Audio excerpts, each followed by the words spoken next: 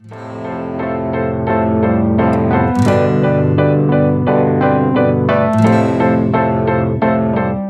what's up guys, Pallav here from nothingwire.com, and today we're talking about the brand new Nikon D3400. We are doing a full review of this. We already published an unboxing. We showed you what's inside the box and what accessories and all come with this one, free goodies, and also we had a first look at this baby, but this is the full review. Now, before going ahead with the review, let's give a big shout out to our partner Future Forward. They're one of the biggest camera stores in India, based out of Delhi, and I personally prefer them for my camera gears. They sell anything starting from camera and lenses to camera bags, tripods, even the DJIs, and then studio equipments, anything that related to photography. I'll give their contact number and the addresses in the video description below. You might get great deal if you mention our name, either Pallav, either my name, or Nothing Wired. So go check them out. They are probably one of the best out there, and they ship really fast all over India. Now, coming back to the review, the D3400 is an upgrade of the very popular D3300, but it does not change much. Yeah, it's not a radical upgrade, but the body only, as well as this 18 to 55mm kit that we have, respectively cost about 7,000 INR more than the D3300. If you buy the D3300 now, you'll still get the brand new AFP 18 to 55mm VR. This one, the D3400 body only cost about 31.5k Indian rupees, and with this kit 18 to 55, it costs just under 37,000 INR, and deduct 7,000 in each case for the D3300 and the AFP to 18 to 55mm. You also get dual lens kits, but we'll not talk about that as far as this review video is concerned. So whereas does the D3400 actually justifies that increase in price? Does it have enough feature and quality for you to skip the D3300 and pay that much more to get to a D3400? Let's see. First of all, note that if you pick up the D3400, it's very hard to tell it from the D3300. They're almost identical. The D3400 is very slightly lighter than the D3300, but you would not even feel it. The whole body, again, it's mostly plastic. You have a rubber grip at places where you generally hold the camera. Very nice ergonomics, same as the D3300, light camera, and yeah, but definitely not pocketable. The kit that we have, the 18 to 55mm, it's an AFP kit lens. This goes really compact, but still you can see it's a typical DSLR body, so you'll have to carry it in a separate bag. The buttons and controls are almost identical to that of the D3300, except one of my biggest grudges is that two ports are missing on the left side of the camera, including the very important external mic jack. External mic jack is extremely important if you wanna have professional audio straight to your camera. The built-in mic does not do justice, specifically when you're shooting with this camera, shooting video with this camera, and use audio outside that picks up a lot of noise. So you need a professional mic that can reduce the background noise, and for that mic has to straight away go inside a port, and then that external mic jack is not here on the D3400.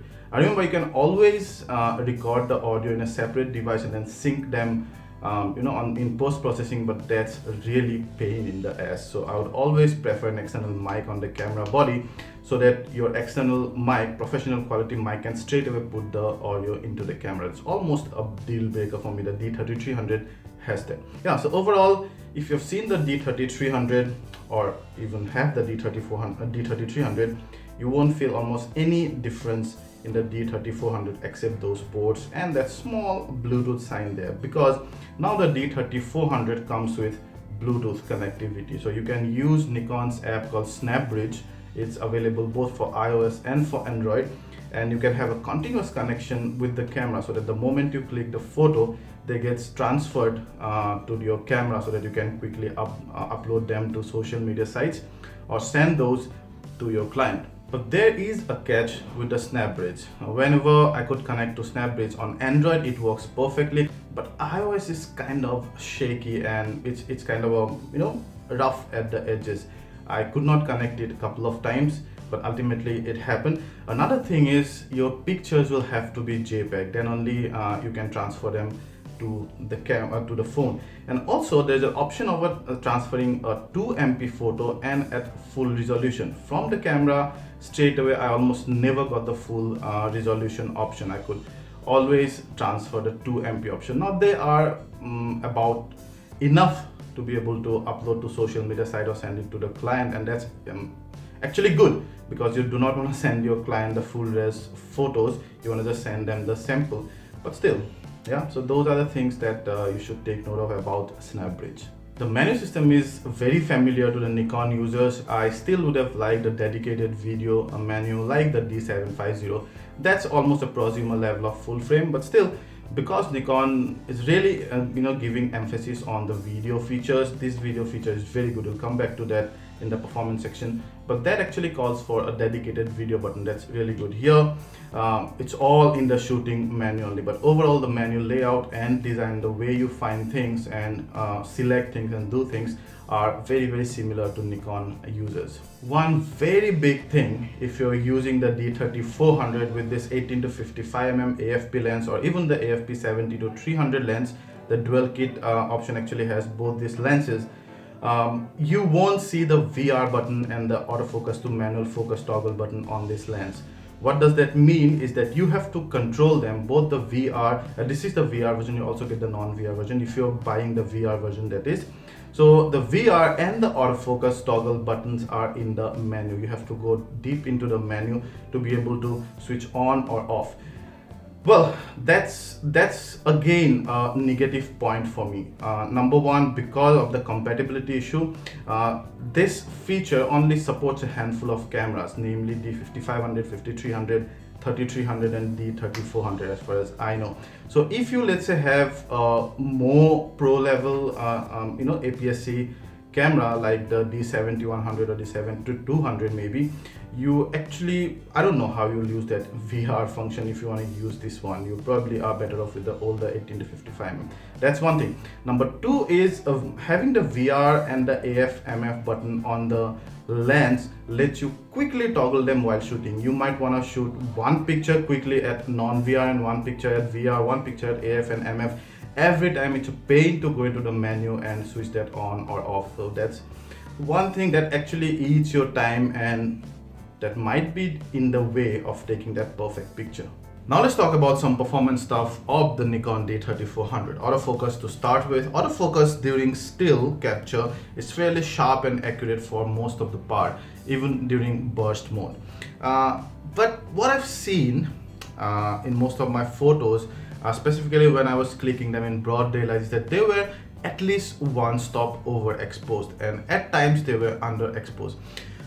So the exposure metering wasn't quite working up to my expectation on the Nikon D3400. That is something that you take to take note of. Color reproduction is good and natural for most part, be it flowers or even be it the monochrome pictures or even the broad daylights and stuff. It reproduces the color very accurately and natural, meaning what was out there, you should get most of those in your picture as well. Talking about the ISO range, although it has a wider ISO range of up to a max of 25,600 now as compared to the D3300's 12,800, you would not go that far, because the picture quality actually stays almost the same as the D3300, because the processing engine is mostly the same. So it has very good print quality output till about ISO 3200, and about ISO 6400 things start to get deteriorated a bit, the colors start to change a bit. I would not print out pictures at ISO 6400, although they are good enough to upload to social media sites. Beyond ISO 6400, it's totally crap. 25,600 is totally unusable. The dynamic range of the sensor, it's an APS-C sensor on the D3400, is brilliant. And even though we actually deliberately shot this particular image in an underexposed condition, we could recover most of the details. But if it's total dark, obviously being at an APS-C sensor compared to a full frame, it probably won't be able to recover as much detail as, let's say, my D750 or even the D810 would. Yeah, overall for still the D3400 stays true to the sensor and also not much different from the D3300 to say the least. In the movie, however, the movie autofocus is very good and the movie quality overall is good, but we saw some softness towards the edges. The movie continuous autofocus, it's still contrast detection. They do not have phase detection points on the sensor like the Canons or the Sonys. So the continuous autofocus is still very slow, and at times, unless the foreground or your subject is not contrasting enough to the background, it just takes forever to bring the focus to the foreground. You can see it during this video. So at times it gets frustrating.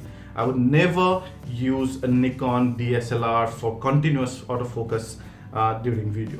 So overall, yeah, I think the Nikon D3400 is a very good camera, and specifically with this kit, it's very compact and light. You can carry it in a small camera bag, and also maybe your rough the day backpack, and it'll go just fine. The build quality, the ergonomics is perfect and very similar to the other Nikon bodies. So if you've been using Nikon cameras and the menu system, the button layouts and how these work are exactly the same, you don't have to learn them again. If you're coming from other manufacturers, Canon or Sony, then there might be a slight learning curve, but everything is very self-explanatory. Having said that, the quality we've seen is slightly better than the D3300, not much though. You almost won't feel it except under stress situations.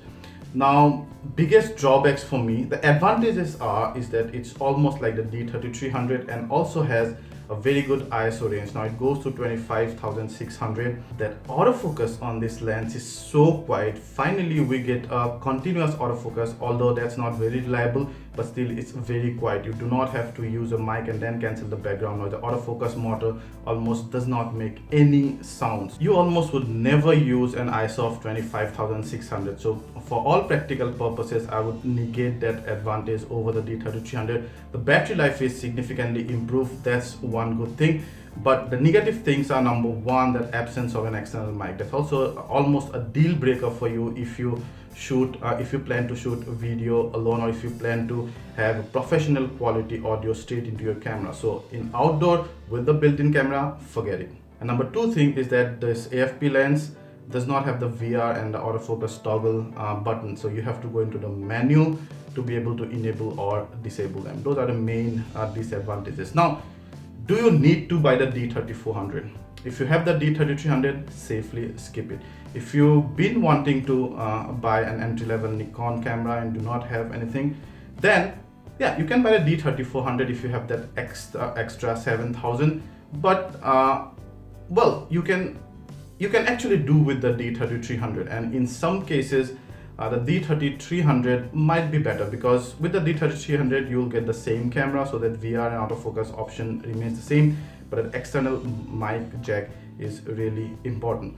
But for 7,000, yeah, you get a better battery life, and you also get more ISO range. That's the main thing in the D3400. So you take your pick. If you have 7,000, you do not need that external mic, get this one. If you need the external mic, skip this. If you like this video, please hit the like button, ask anything related to this, and we'll try to answer them all. And please subscribe to our channel and share this video to share the love. Thank you.